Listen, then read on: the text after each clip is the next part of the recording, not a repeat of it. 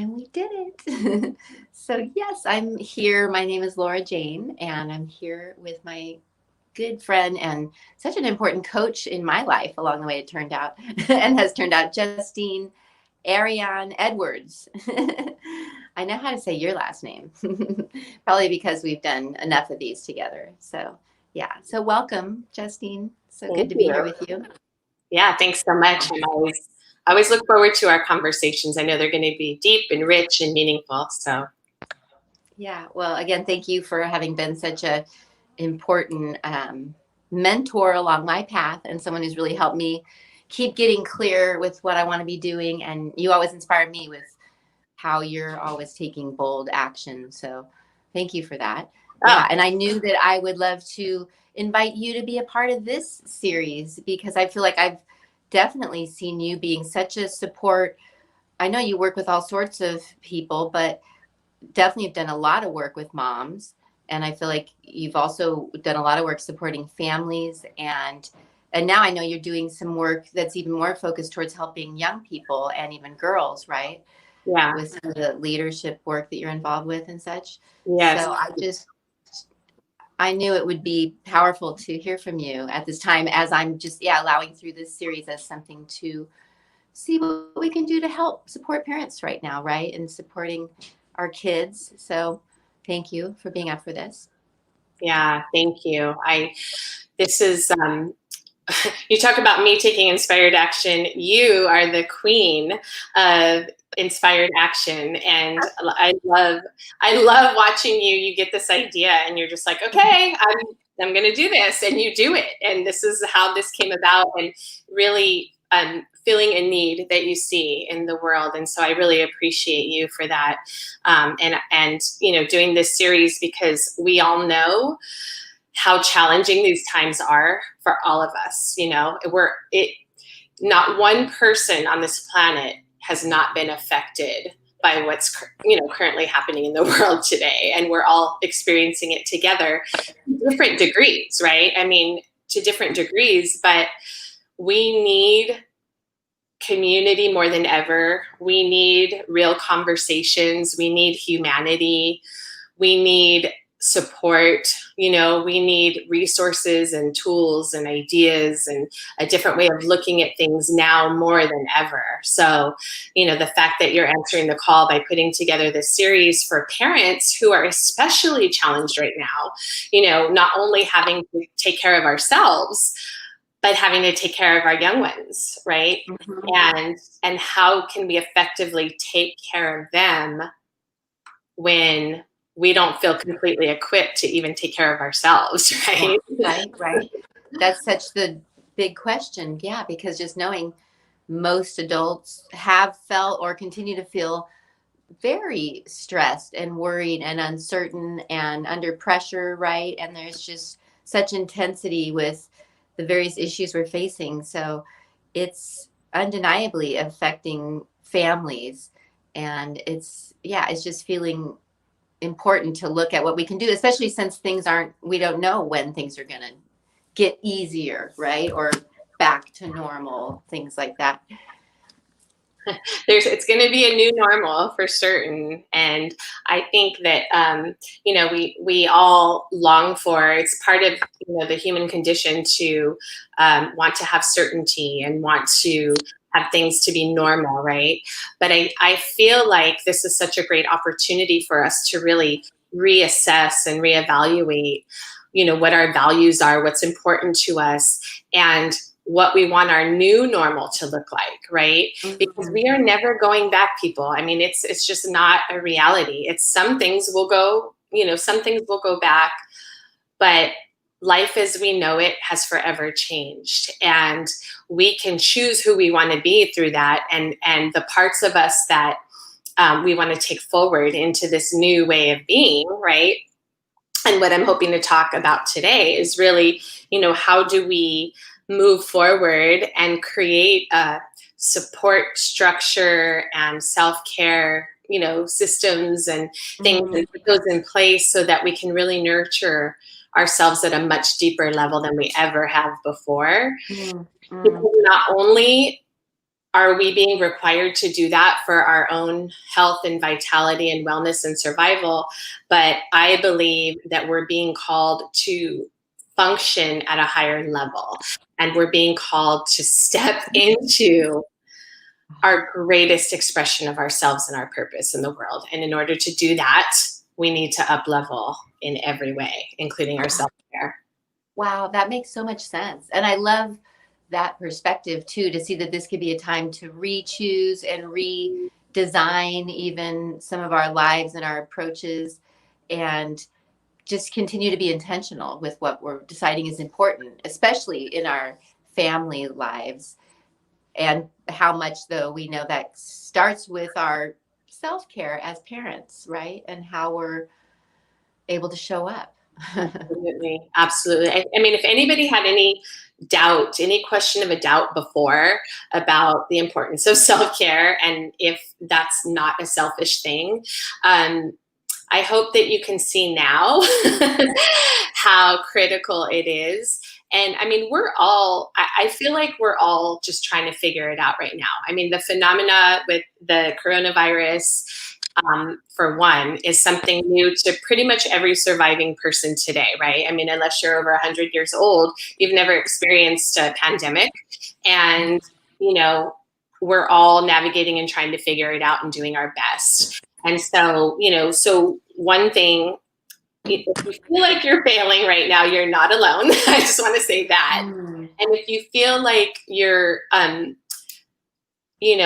yourself, you're not, right? Because we're all feeling like that, and it's okay. And so part of, so what I want to say with the self-care, like part of that is self-compassion, right? Self-care is, there's 4 areas of self-care, which I'm sure we're all aware: the physical, mental, emotional, and spiritual. And any one of those that we let fall off, that we don't pay attention to, we're going to feel it, and we're going to feel out of alignment. As I have. For me, during this pandemic, the one area that has really fallen off for me is the physical self-care. So before the pandemic, I was training to run a half marathon, and, I'm not a runner. And so that was a big deal for me. And I was really enjoying the training. And then the pandemic hit, and I was like, oh, I can still do this, and then little by little, I stopped running, less and less. And then eventually I was not running. I was not going to the gym. I started eating just whatever, right? Like whatever was here, because we're here 24/7 at the house. And so I really let that go. And I didn't put any structures in place for myself. And I wasn't disciplined enough really on my own to, shift and to really take care of my physical well-being. But on the other hand, the areas that really heightened for me was the mental, emotional, spiritual self-care. Like those were, and this is what I feel like is an opportunity for all of us right now, is to slow down, to listen more, both to ourselves internally and listen to others more, to really pay attention to what is being asked of us, right? Through whether it's our bodies telling us what it needs and wants, whether it's our emotions, telling us there's something that's not right, there's something that's off. Whether it's just our intuition, right? That gut knowing that there's something more that wants to happen or something different. It's just really like this opportunity to slow down and to listen and to be really intentional with what we're focusing on and how we're spending our time and energy. And so that's been interesting for me personally, because it's like, it's been more emotional. It's been more almost like feeling like I'm not being productive, right? But what happens is when we slow down, like those of us who are really ambitious, like you are and I am, right? We're always going, doing. And a lot of times we judge ourselves based on what we've accomplished or haven't accomplished, right? And so we don't place as much importance on the slowing down and the beingness part. It's more the doing, doing, doing. So what this time has given us is the opportunity to slow down and be more, because what happens when we do that is this expansion. There's like this internal expansion that happens. And from that place is that external, that ability to really have an impact in the world on our children, our families, our relationships, our clients, and really being in service to the world. And we can't do that in the most profound way until we're willing to go inward and slow down and listen more. Wow. So it's actually, I see that as the gift of this whole situation. Wow. And that kind of seems like the opposite picture of what we think of a productive parent who's really impacting the family, right? We picture that as being so busy and just do it all. And I love this switch, like, oh, actually, you might have the most impact if you do let yourself do that slowing down and have more time to just be, which may sometimes feel like, oh, I'm not being as productive, but we can really see that is going to be more impactful. Wow. And that's really speaks to me too. Because right, especially because we've got so much more stress, so much more of that going on, that we all could just use that being time more than ever, right? It's just yes, absolutely. And it's not, and in the being there actually is something happening. It's not like nothing's happening. It's not like we're not doing anything, right? So we're just slowing down enough to really listen, right? So whether that's source energy, whether that's our intuition, whatever we, identify with, just even connecting to nature more, right? Like that's, if even, we have to be outdoors now because we can't be in confined spaces except at home. But even at home, it's like you can go out in your yard or take a walk around the block or whatever it is, but just really connecting with nature regularly. When we, it helps us to connect to the moment. It helps us to be more present in the moment. And this is your area of expertise. So, and this is what you teach so beautifully to so many of us. And when we're able to do that, as you know, it totally fills us up, it replenishes us, and it allows us to tap even more into our knowing. And there's so many, and this is, I work with women primarily, right? But so many of us question ourselves. So we question our choices, we question ourselves, we have self-doubt, we don't trust ourselves, right? And so the quieting and the slowing down and the tuning in more allows us to begin to trust ourselves more and to listen to our own guidance. Yes, that seems so huge. And I feel like, especially right now, because a lot of us maybe are needing to make some new decisions and choose new directions because things have changed and plans got, taken away. And it's so a lot of people searching for, like, what do I want next? What am I going to do next? Or even making decisions about their kids and their education. So I love that you're pointing out that that's really how we're going to get a lot of those answers and that clarity is more time with ourselves, listening to ourselves, tuning in like that to get into that knowing and to trust ourselves, and then make those decisions if there are some decisions to be made right now or intentions to be set or Exactly. That's a huge one, because I personally was going through that. We were looking at homeschooling our son, and so there's a lot of stress around that and a lot of decisions to be made and a lot of questioning, what is the right path? And so, just to be able to listen is so important, for our own knowing. And then what I was also going to say is, I feel like this is true for a lot of us right now, is because our kids have been home so much, they're on their devices more. And, and then sometimes we feel really guilty about not spending that quality time with them. But what about, instead of feeling guilty, we, give them a certain amount of time to be on their devices. And then during that time, we give ourselves time for self-care, right? We give ourselves time to have that unguilty pleasure, that no guilt, and to really feed ourselves, and fuel ourselves. And I think that's the greatest thing we could do for them. So turn that guilt into, something that's really uplifting for ourselves and our souls. So true. Yeah.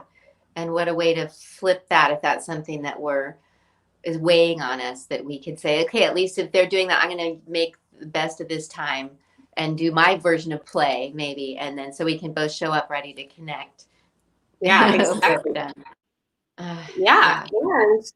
And then that time that we are connecting with our kids can be more meaningful. It can be more focused. It can be more connected because we've let go of the guilt, right? Like we've filled up our own cups. We've given ourselves what we need to refuel. And then we can go back and say, I'm going to give 100% to my kids right now. I'm going to give 100% in this time that I'm choosing to spend with them, this quality time, And right. To really be willing to give them our full attention it can take a lot, and really, but what it takes, I think, is giving ourselves attention, when we have that chance, so that we're ready to be present with them.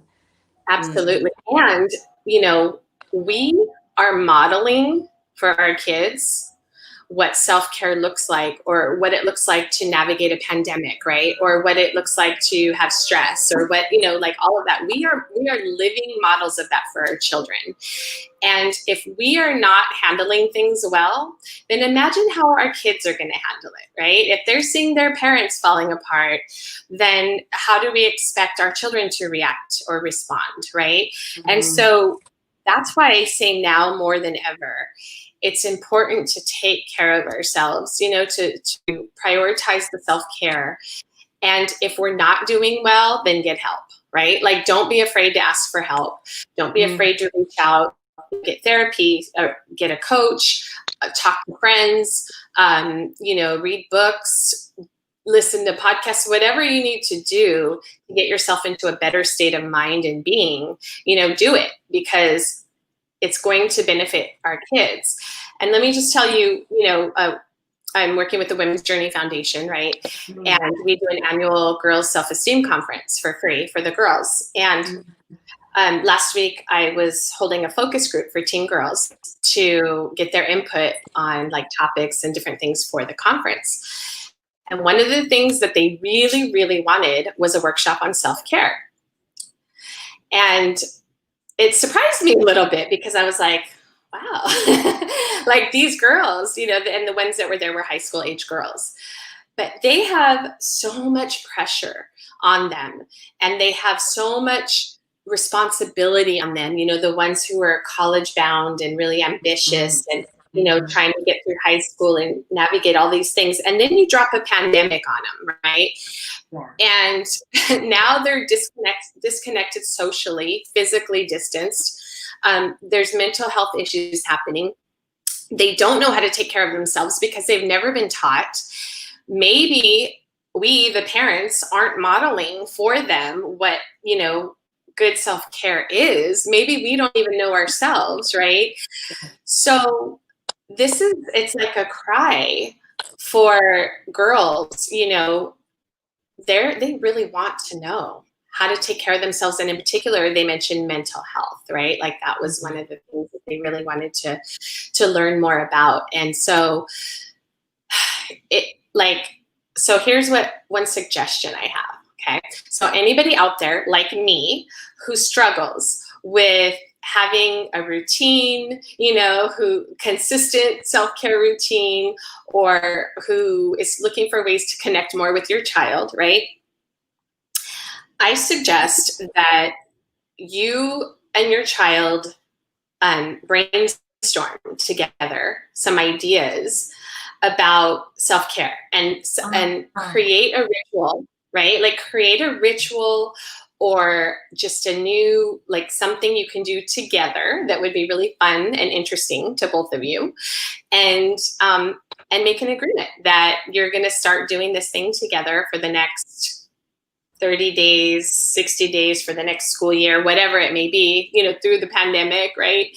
Like, and this is what I'm planning to do with my girls. Okay. So I've got 3 teenage daughters and I have a preteen son.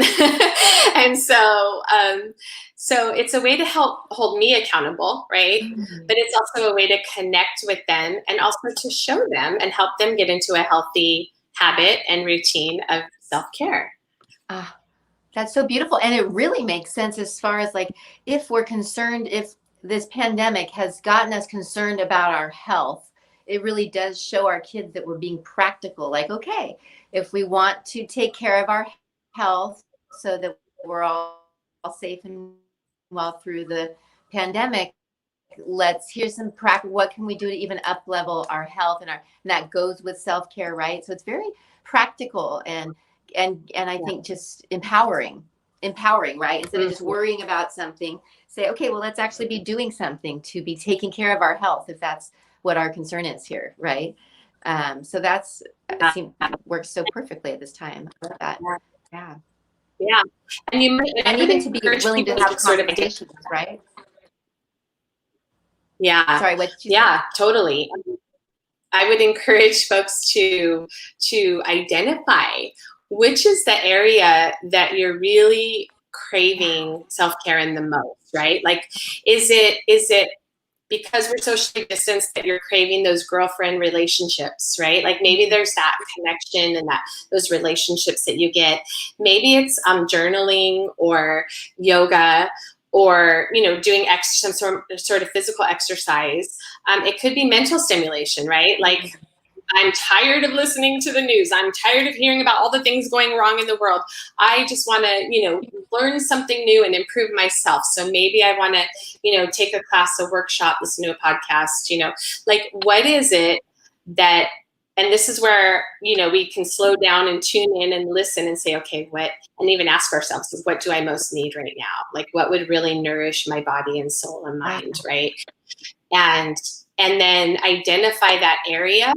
And then maybe brainstorm with your daughter or son, because we can, it's important to show our boys how to do self-care too. So, maybe brainstorm some ideas in that area that would, benefit both. Wow. And then along those lines is like every success book I've ever read, talks about, or successful person that I've known has a morning routine, right? And so like some of them are shorter and some are longer.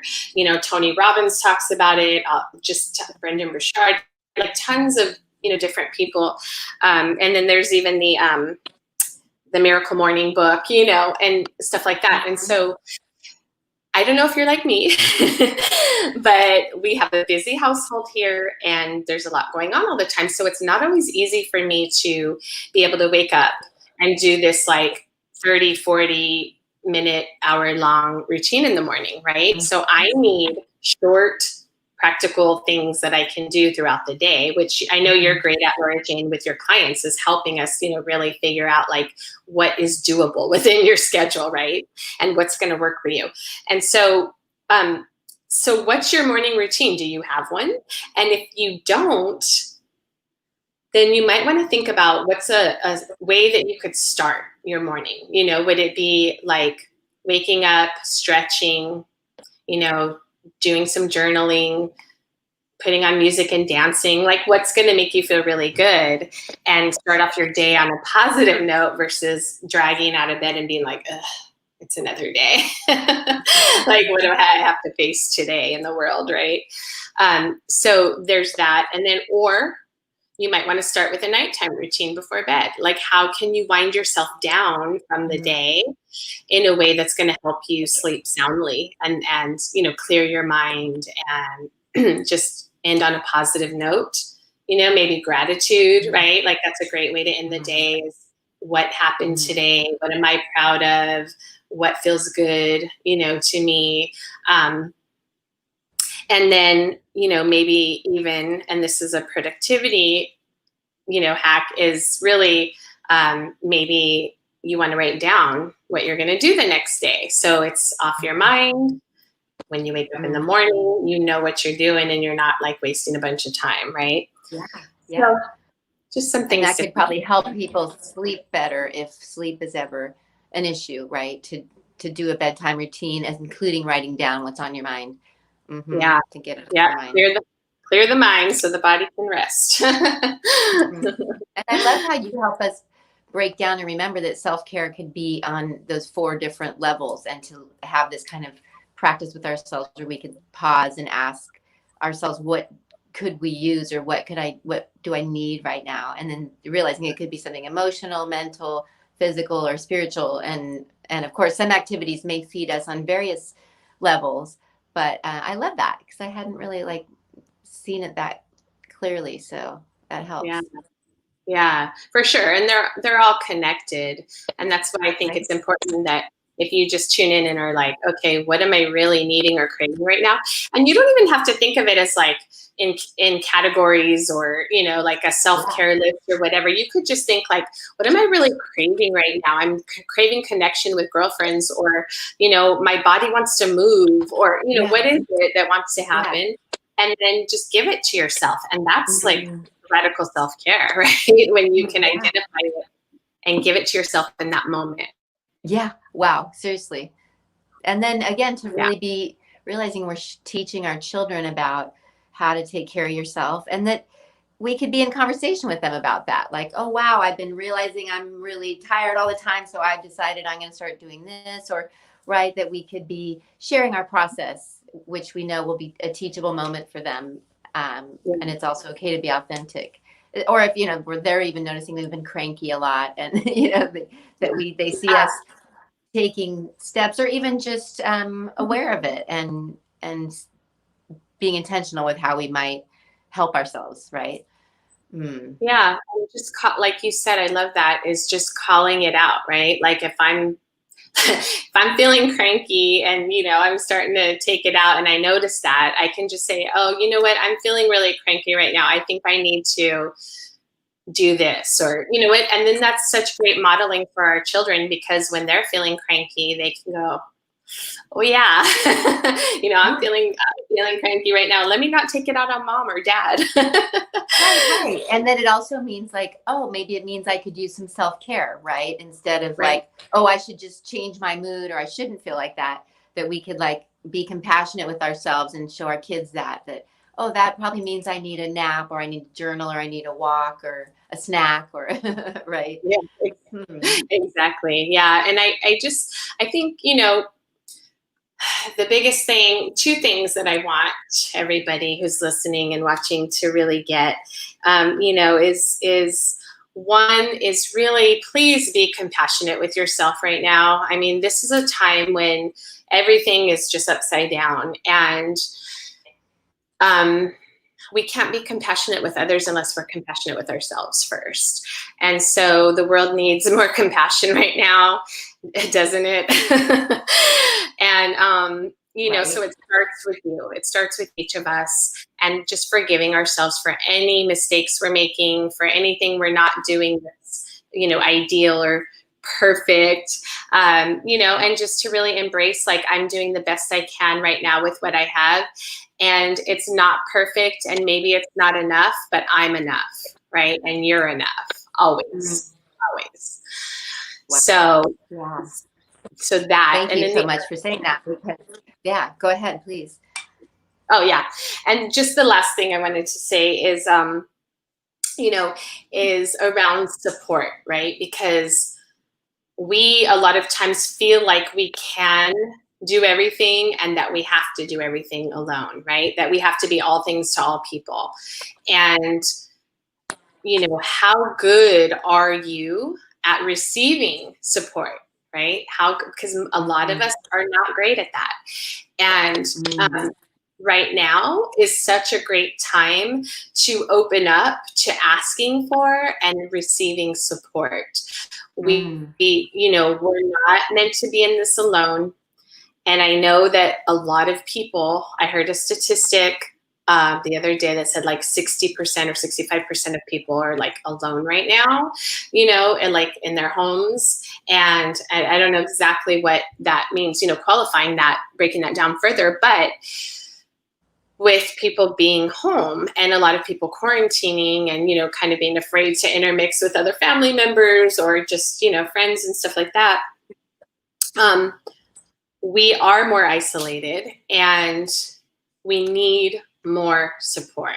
We need more support. We all do, every single one of us. And the sooner we can see that and realize it's okay to need support, to ask for support, and to receive support, that it's actually going to benefit everybody when we do that, then we're going to be better off. We're going to be more effective. And, I don't know where we got that from, where we women are afraid to ask for support, or we see it as a weakness, or that we're not good enough, or, I don't know. I don't know where that came from, but I see it a lot, where we think we have to be it and do it all. And it's just, that's not working for us, sisters. Oh, God, that feels like really smart advice, just to receive that support, and especially now to be willing to ask for it, and that we could all use extra support in various ways. Feels like such a truth. Yeah.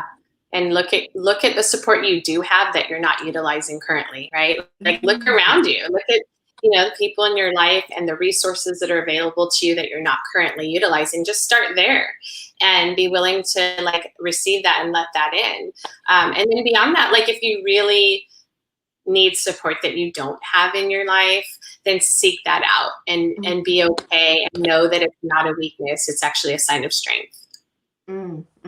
Yeah. Thank you for that too, that it doesn't have to be overwhelming, that we can realize we do have support and to utilize what's available, and then also look outside of that if we need to. Wow. So beautiful. Geez. Well, I knew we would have an easy time filling up our time here, but is there anything more that you'd love to say to our parents who are here watching this now or later? And I think we pretty much covered everything. I feel like I talked a lot. Oh, well, that's exactly what I invited you for. Was to hear from you. To hear from you. Yeah. Thank you. Yeah, it's so easy to talk to you. So I appreciate the space that you've created. And, again, it's all about this time as personal growth and learning, and using this time to revise, readjust, refocus. Like, what do we want to focus on now? What's important? Where do we want our thoughts to go? And when we are feeling bad, it's okay. Just feel bad. You're human. We're all human. And we're going through this major, crazy human crisis and human experience. And so, just accept wherever you are as it's okay. And this too shall pass, right? Nothing stays the same forever, ever, ever, ever. So this is all going to pass. We're all going to be okay. Our kids are going to be okay. When we start to consciously choose right now that I'm actually going to, there's a lot of crappy things happening in the world right now. Absolutely. Let's not bypass that whatsoever. We're all aware of that. However, I don't have to let it suck me in and take me down, and either do you, right? We don't have to succumb to that. And we know that we get to create our future. By what we're doing right now, what we're focusing on, what we're thinking about, and how we're acting right now is creating our future. So what do you want your future to look like post-pandemic? Start creating that right now. That feels so, it really does feel inspiring to me. And I love what you just said also gave me such relief too. So just that it's okay to feel how you feel, and know that we're making choices and creating what's next from here. Yeah. Wow. Well, and will you tell us how you'd like for people to be able to stay in touch with you and follow what you're up to these days? Sure. So my website is justinearian.com. And I have a group on Facebook called Finding Me, Impacting Me Community. And it's for women who are on a personal growth journey, who know that they're here to really make a difference and contribute, but maybe at various different levels, in that knowing, right? Maybe more at the beginning or more middle, or maybe have been doing it for a long time and just want to have a greater impact. And so that's really a safe space for us to connect. So if that's you, then we'd love to have you join us in there. And feel free to reach out to me anytime if anybody has any questions or needs support. Wow. Well, thank you so much. And I love being a part of your group, and it feels very dynamic and inclusive.